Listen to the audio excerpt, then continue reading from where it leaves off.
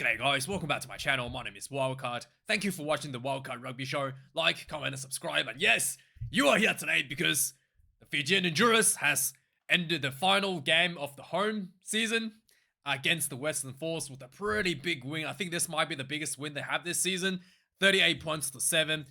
They have really struggled in away games this year for the Honduras. A lot of fans are pretty, I guess, disappointed with the season for the Honduras.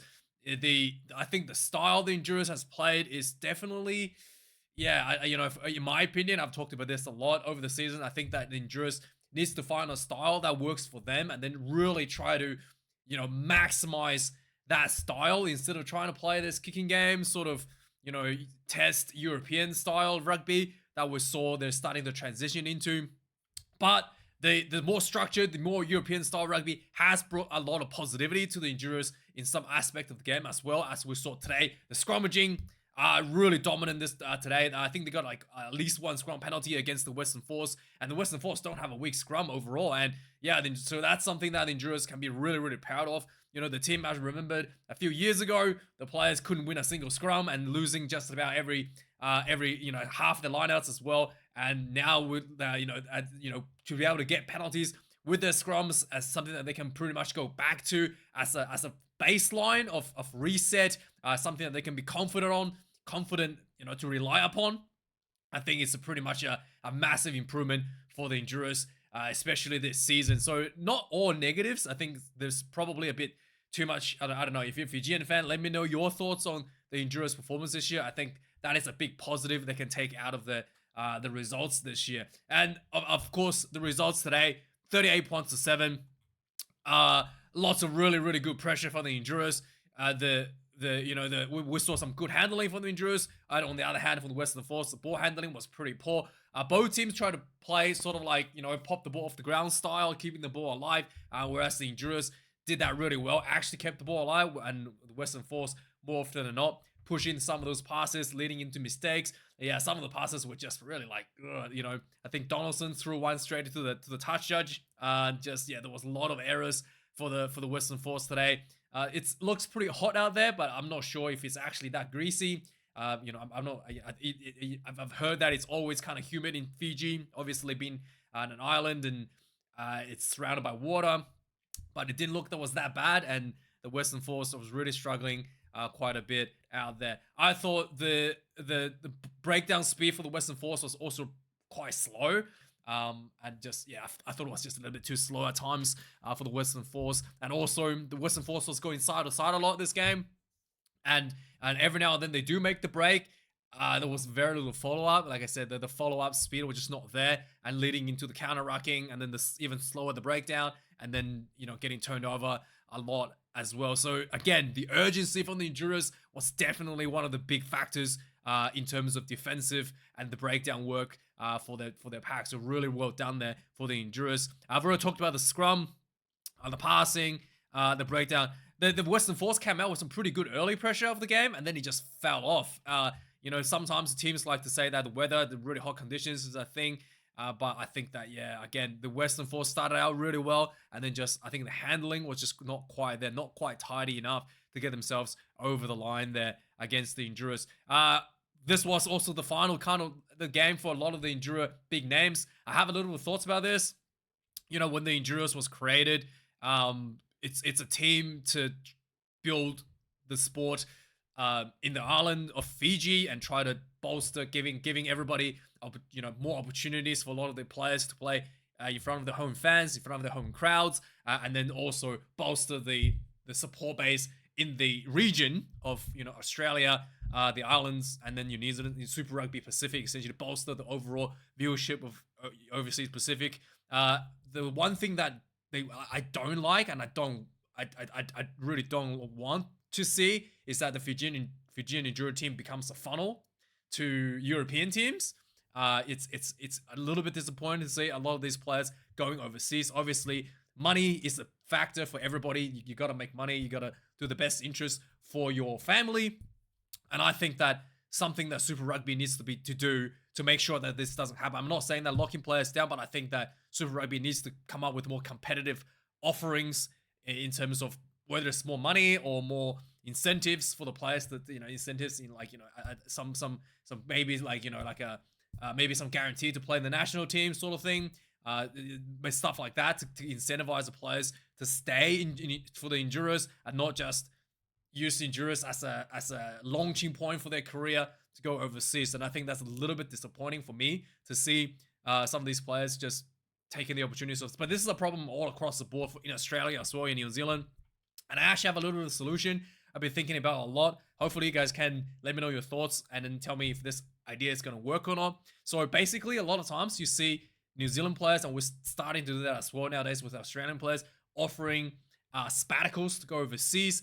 I think Australia, New Zealand, and Super Rugby as a general, I think especially Australia and New Zealand, should make a deal with Japan, because Japan's season kind of like plays the same time as the European season. There's a little bit of overlap with Australia and Super Rugby and Japan Rugby. I think there could be, and the Japanese season kind of finishes a little bit before us. I think there could be an opportunity to kind of negotiate with Japan to have their season finish before Super Rugby starts and start after Super Rugby finishes, so that the Japan season plays after Super Rugby and before Super Rugby in the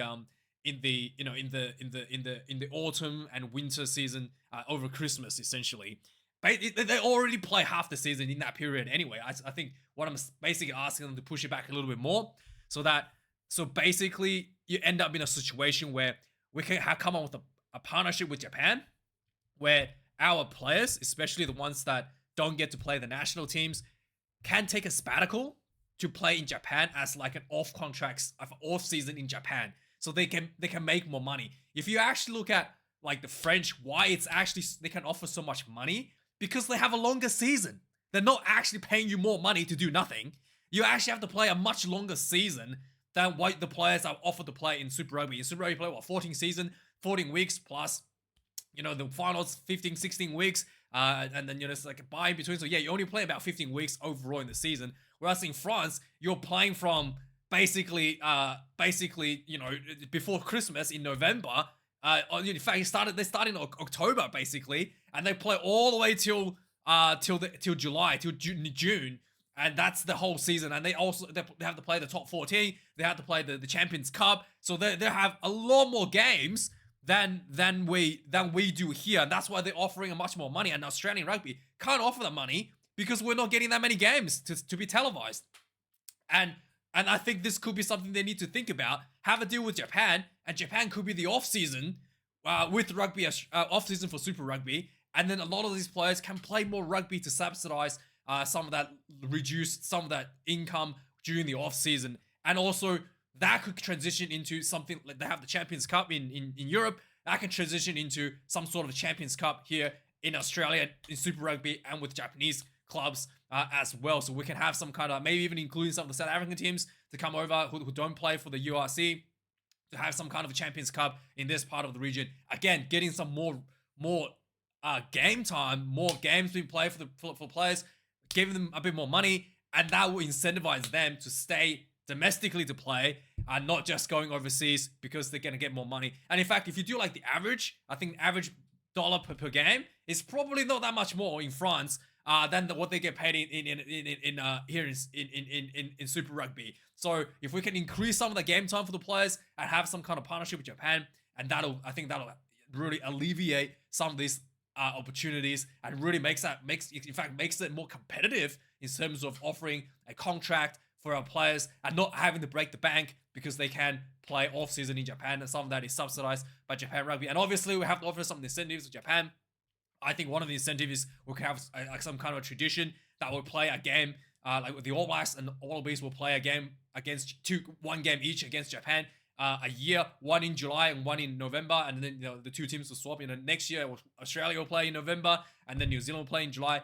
That sort of arrangement with Japan, again, to just to bolster that audienceship as well in Japan every year. I think stuff like that will be good. I don't want Japan to be added into Rugby Championship because I think that the Rugby Championship will just go too long, and then if we add Japan, we'll have to reduce the games. Instead of playing 2 games between each of the teams, we'll have to reduce that down to 1. I just don't want to see that. I want the Rugby Championship to play 2 games against each other, not reduce down to 1, because of because of one too many teams. And I do think that just having Australia and New Zealand rugby play in the warm-up match, in the November Test Series and the July Test Series against Japan once a year, and swap between the two teams between July and November will be a pretty good setup there. And I think that overall, it's gonna both help Japan bolster their exposure, bolster their play, because currently they're just like isolated, doing their own stuff. Kind of brings them into the system, and also our players are going to be able to, we are going to be able to offer our players a better incentive plan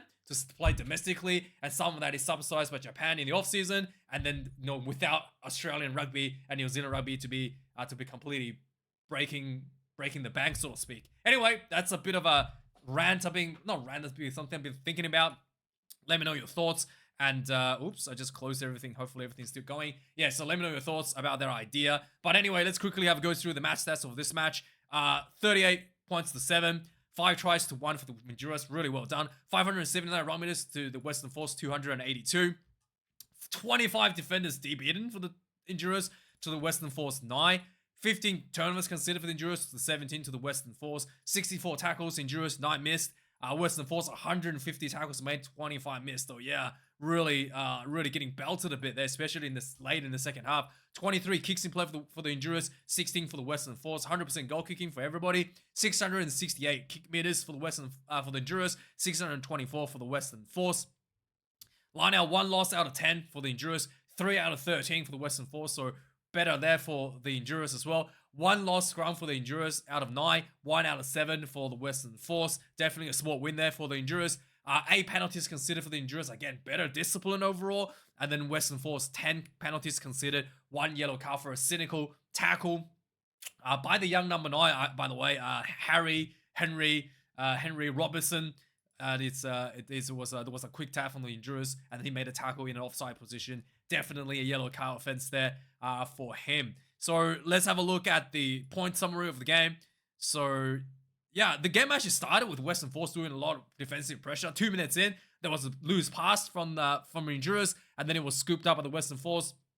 A quick ball from the short side down the sideline, and the Tompkins goes in for the try. 7 points to 0 from a quick turnover. 60 minutes into the game actually kind of like went into a bit of a stalemate. And then Robinson got sent off in 16 minutes for the quick tap on the Ndura, making a tackle. With the play advantage, and Ndura finally was able to break the Western Force.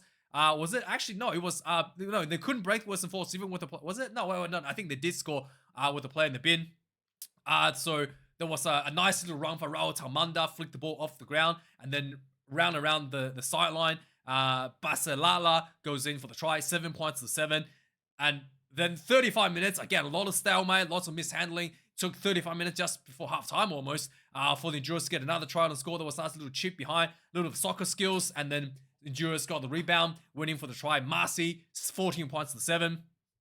Just before halftime, there was a penalty to the Honduras. They kicked 3 points, 17 points to 7. Second half, the Force actually came out really strong, looking like they're going to score by some good defense, stop them from scoring, and some poor handling as well. 49 minutes into the game, the Honduras got a nice little scrum. There was a nice kick behind, and then it was Kirlibio got tackled in goal, and then it was 5-minute scrum for the Honduras, and then just piling in, pick and go, 24 points to 7. Thana Kaivata, the big man, goes in for the try. And then 65 minutes into the game, again, Drua had a penalty that went for the line out, piling in, not just pick and go, pile and go. Eventually, the big boy gets another one. Thana Kaivata, pick and go himself, gets in for the try, 65 minutes. And then finally, 72 minutes, there was again another turnover. There was a little kick behind, and then there was a quick rush of defenders up to tackle the Western Force player, and then there was a quick turnover, and then there was the ball come back out for the Honduras and pick and go quickly. Raul Talmanda rams himself through for the try. 38 points to 7, the final score, for a nice win for the Honduras. So yeah, let me know your thoughts about this game, and let me know your thoughts about how to stop players from going overseas. And thanks for watching. Like, comment, subscribe, and I'll see you guys later for some more reviews. Cheers.